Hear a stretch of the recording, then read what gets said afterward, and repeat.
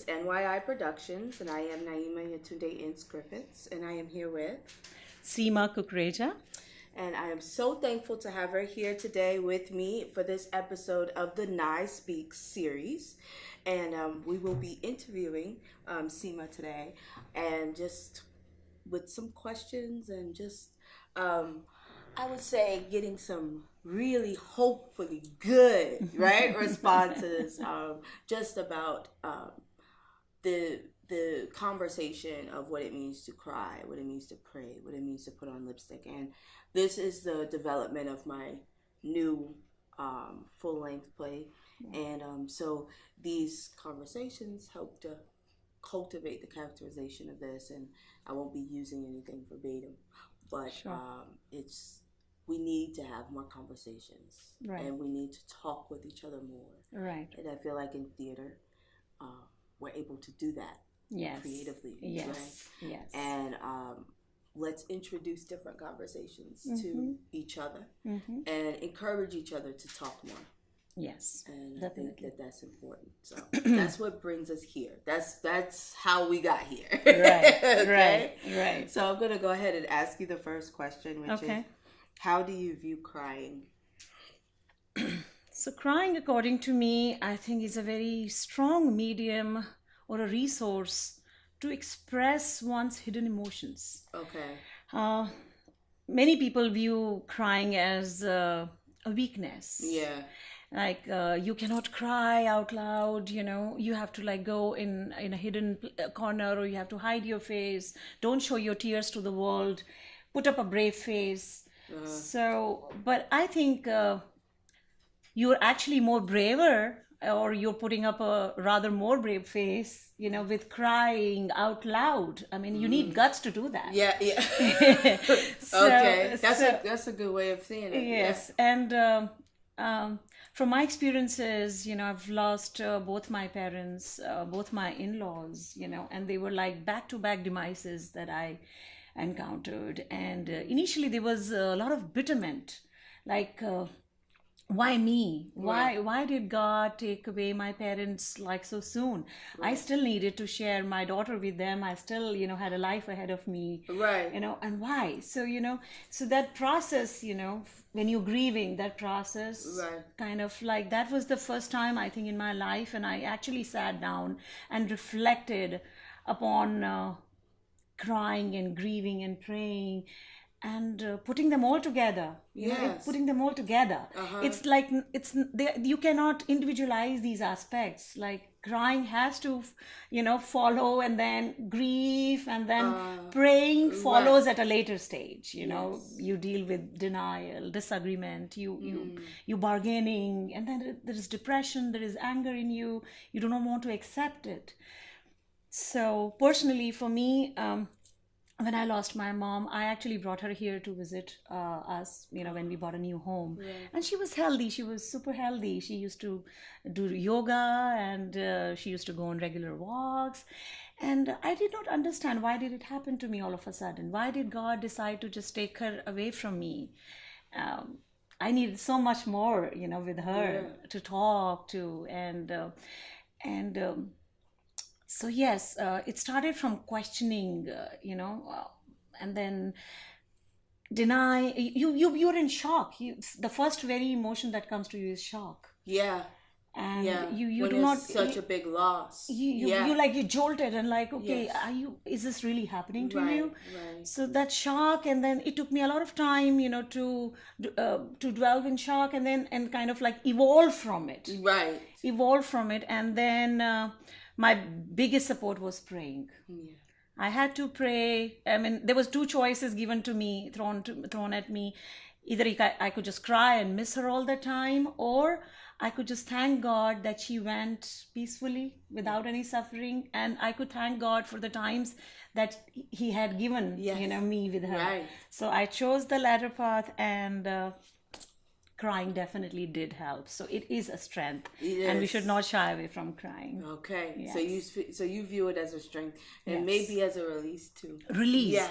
Yes. Yeah. I mean, and also like there are all kinds of studies these days that say like if when you hold on to your cries, when you hold on to your tears, you're holding on to your grudges, you're holding on to your toxins, and then you end up with flus and stresses and cardiacs and whatnot.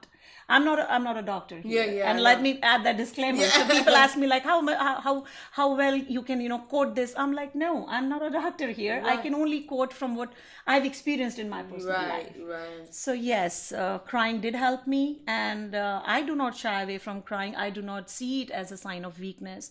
I think it requires a lot of effort, courage, and acceptance. Yes. I do not need to validate. I do not need that validation to come from an external source. Yes. I want it to come from within me. Yeah. So I totally agree with that. Right. That's a good one. Right. Yes. Yeah. Thank you. Sure. And it said, how do you feel when you are alone?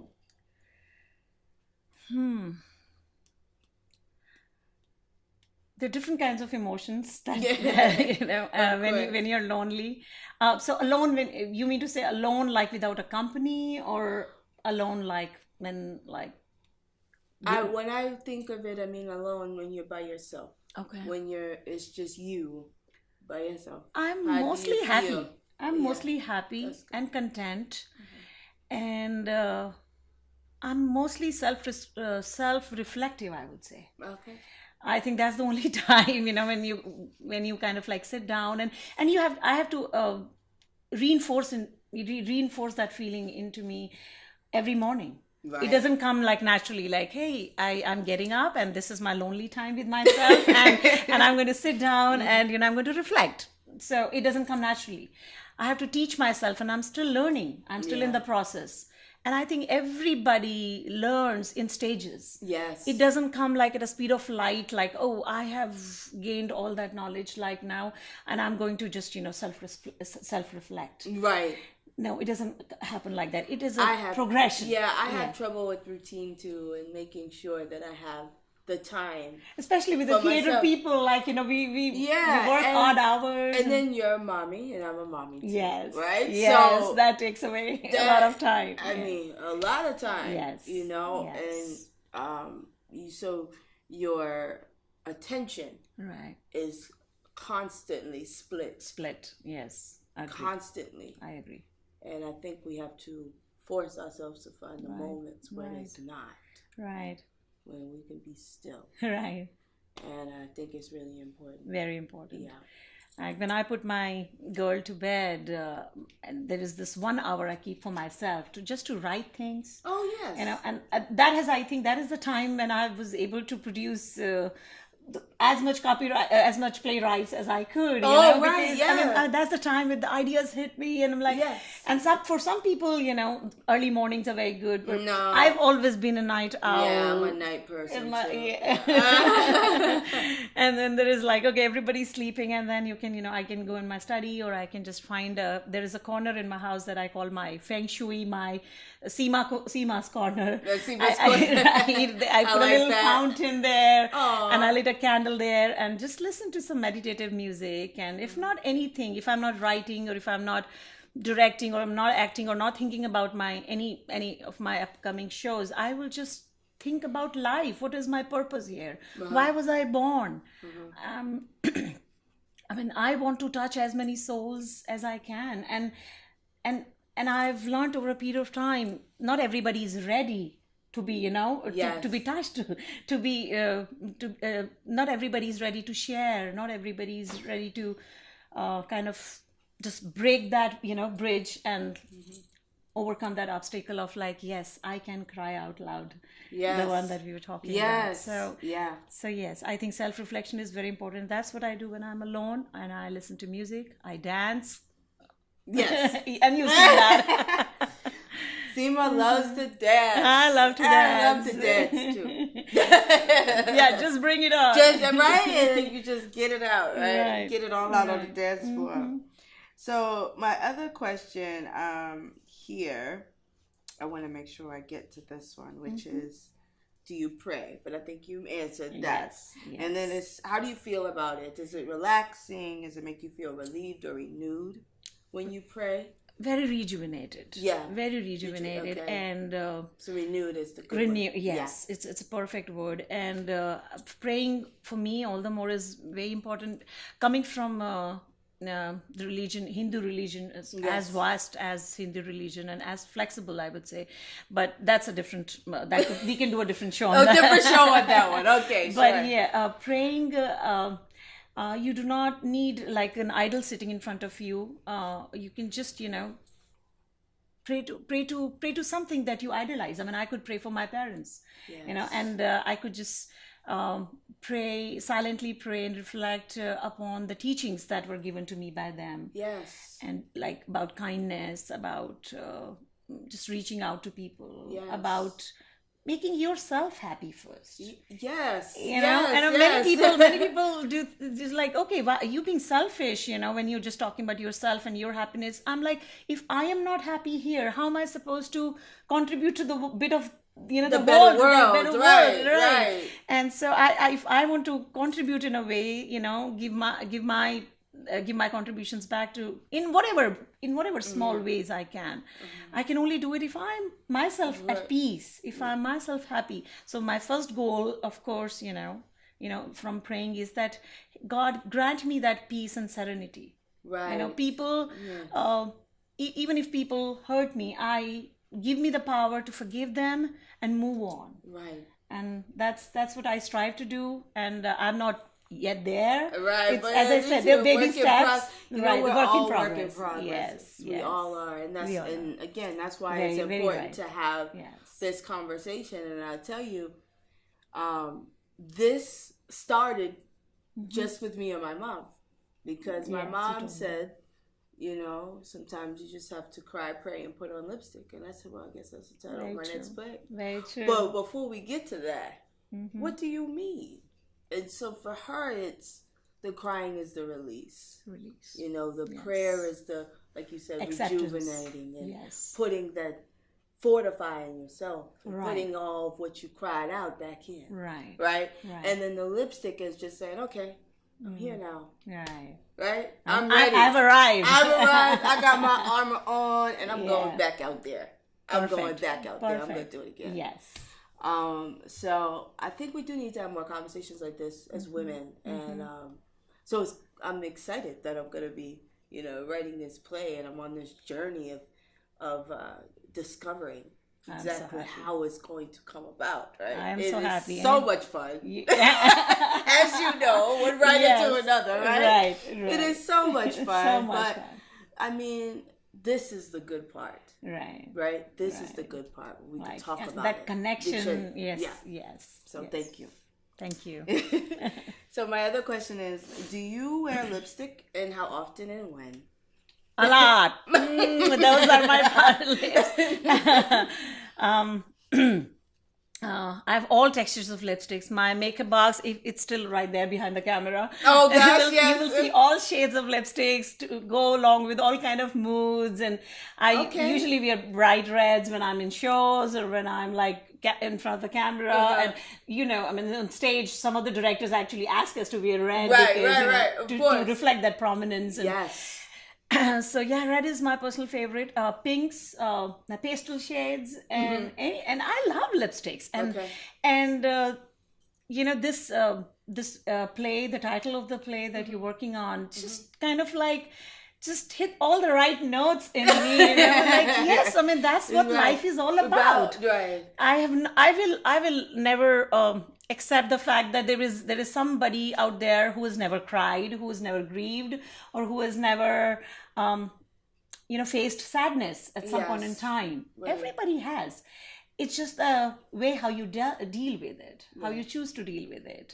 Cry, pray, and put on that lipstick and ready to face the music. Yes. Lipstick, yes. And there are times, when I've personally felt I would like to definitely share this experience. Again, I keep going back on my mom because that was the time that made it was a big shift in my life, from I was still an actor. I was not a mom yet when I lost my mom, and I actually, in exactly the ninth month of my mom's passing away, I became pregnant. Oh wow! And that at that time it was very symbolic, and I mean, like, it's probably either in Hindu religion we believe that people come back, in different lives, and even if she's not come back, I do not want to be selfish, for my own reasons and my own attachments, that I want my mom to come back. But even if she did not come back, she sent me this, bundle of joy. Right. And she always told me, when there is a time you feel lonely, or when you feel like there is nobody to reach out, nobody's understanding you, put on that lipstick. Oh. And when you sent that to me, I'm like, that's awesome. And I'm like, oh my God, Naima has just kind of like hit all the right chords. Right. And yes, so when I lost her, I remember when we were about to cremate her, since we could not take her body from here, since we lost her here, we could not, it was a whole process of, we went through all of that, and whole process of like, we cannot take her back, and it was a long procedure, and we didn't want her to, go through all of that, so we decided to cremate her here in California. Right. And so I will never forget that moment. She was lying in front of me, and my dad held on to my hands, and my dad was saying her favorite poem, and they have, like, she's sitting right there in front of me, and I touched her lips, and she had a beautiful light shade of lipstick, and I just touched her lips, and it just, I kind of like had that color, shifted on my hand, and I'm like, Mom, that's what you told me. and you now you're going, it's I mean, I think soul still stays, soul never leaves. It's just an absolute truth of life that yes, we all have to face, we all die, it's an inevitable truth. But the lipstick, the color of the lipstick on my finger from her lips, kind of like told it all. Yes. So. And that was something that y'all had. Yeah. And that's so special. So. Very special. Thank you for sharing that. Thank you. Thank you. So my other question is, do you exercise? And does dance or music uplift your spirits when you're having a rough day? Music for sure. Yeah. Music for sure. I love to sing. I'm not a professional singer, but yes. Yes. I've participated in some of the musicals like Secret Garden and Black Nitty Gritty. Oh, okay, so yes, I did exactly. sing. Yeah, you did sing. So I did sing, and I was given proper training to do that, to hit the right chords, to do justice to the songs I was singing. But my most favorite is can I hum a few lines? Yeah, just sure. Why not? It's a song from Bollywood movie, and it actually starts off with a little Latino, and then it translates into Hindi. Amore niyo dabai sai tubu destorchar kantra tai sormiyo.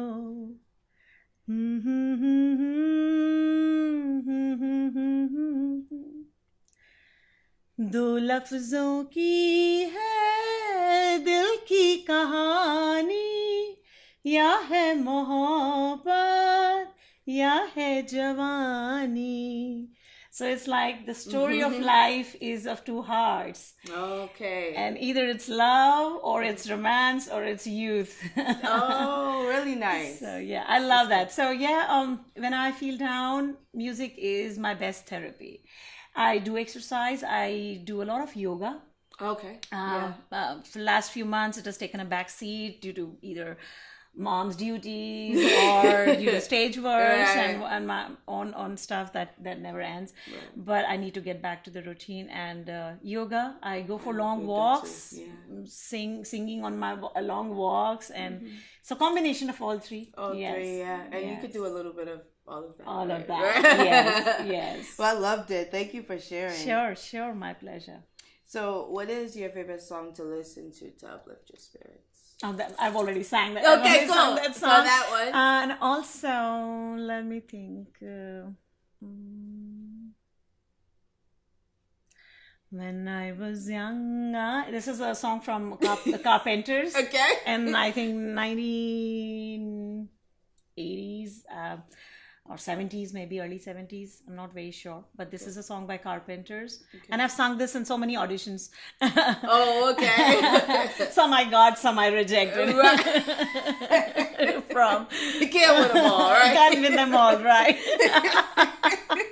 Oh, goodness. When I was young, I listened to the radio, waiting for my favorite songs. When they played, I'd sing along. It made me smile. Love that. So, yeah, I'll stop at that. Otherwise, it'll become like a singing show. Well, thanks for sharing. Okay. Thank you. Thank you. Yeah, so that's my all-time favorite. And my daughter sings it with me now. Oh, I said thank you. That's very cute. It is adorable. Do you think you have all the support you need in your life? Yes. Yeah. Yes. I feel very blessed to have had such wonderful parents and such wonderful in-laws who are no more.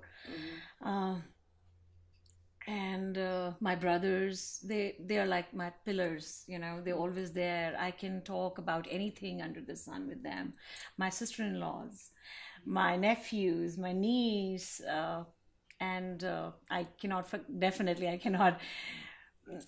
not mention my husband. Of course. My husband has been a rock for me, and he teaches me every day. He's my best critic. And when I was doing my master's, I got most of my scoldings from him. He's a professor to top it all. Oh, okay. Okay. Most of my scoldings were from him, which actually ended up with me getting a straight A. So I attribute those straight A's to my professor husband. And even with my shows, he's my best critic. He's my best critic. I learn from him every day. He's way more spiritually advanced than I am. I'm still learning from him. He's my teacher. And my daughter. Yes. She is my life.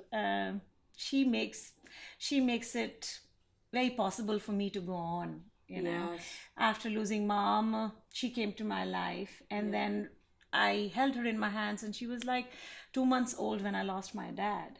And I'm like, God, why are you doing this? This is happening so soon and so quickly. So the whole cycle of life and death I witnessed in a shortest of time. But it made me all the more believe in God and praying. You know, that yes, there is somebody, you know, there is a divine power around us that is ready to touch us if we are ready to do so. Yes. So, so I've seen that, you know, process, and I learned a lot from that process. And she gives me a reason to smile every day. Aww. Every day. Yes. So, yeah, I'm blessed. Awesome. And lots of friends. I've lots of great friends, and everybody, I think everybody who comes into your life, even the haters, even somebody who doesn't like you for I don't know for their own known reasons, known to them. I think they come into your life for teaching you, for making you more strong. Maybe so. Like, okay, I mean, yes, my husband tells me this every day. I'm like, why is this person like behaving like this? I'm like, you cannot determine how the other person behaves. Yes. You can only determine how you're going to react to it, and how you're going to, you deny it, or you accept it, or you throw it. Yeah. The emotion that is not needed in your life, get rid of it. Just get rid of it. Yeah. Distance yourself from That's a good point. So I think everybody deals with those things. Yes. Everybody deals with that. Yeah. And if somebody says... In different ways. Exactly. In different ways. In different... Very true. Very true. And if somebody says... oh no, I have no enemies. I've no sadness in my life. No, that's not true. That person's lying. Yeah, that's not true. That's not true. I mean, or else we wouldn't be here. Yeah, exactly. I think everybody comes into your life to teach a lesson, and they all kind of give you strength. Right. They all give you strength. Absolutely. So this one we're getting near to our end, so we have 3 more or two more. No, 3 more. Sorry. Okay. 3 more. So it is The Little Girl Inside Me Needs. So Little Girl Inside Me Needs. And you finish that sentence. The little girl inside me needs love. Yeah. Needs hugs. All the time. All the time. I think it's never enough. It's never enough to get as many hugs as you can. It's never enough to get as much love as you can get your hands on. Again, you will only get it when you're ready for it. Yeah. I think there are a lot of positivity. There are a lot of positive forces around us. There's a lot of love around us. There's a lot of kindness around us. It's just we have to be ready to visualize it, to accept it, and to relate to it, and tell happiness, hey, I'm ready for you. Yes, I'm here. I'm here. I'm here. And there is no reason you will not be happy. If you've decided to be happy, you will be happy. Yes. So I think if I have to sum it up all in one line, the girl inside me wants to be happy for no reason. Unconditionally happy. Right. I do not want to attach my happiness, or I do not want my happiness to depend on anything material. Right. Anything material. When I say anything material, it could be anything external. Yes. My happiness should be dependent on me, entirely me. Right. I want to be happy. That's why I'm happy. Right. So yeah, a little girl inside me needs to dance to be happy, and. Yes, I need a lot of hugs. So when you see me, you know me. I'm known. I'm known for my hugs. I appreciate that. And sometimes my husband tells me, Seema, you just go hug everybody. Not everybody is ready for the hug. I'm like, I don't care. I want to hug. If that person's not ready, all that person will. I think hug will not offend anybody. Right. It's just a very lovely gesture. And so all right. You know what? We have to give more hugs in life. Yes. I think it will go along. Yes. Magical hugs. Yes. So this question is, what have you learned about being a woman?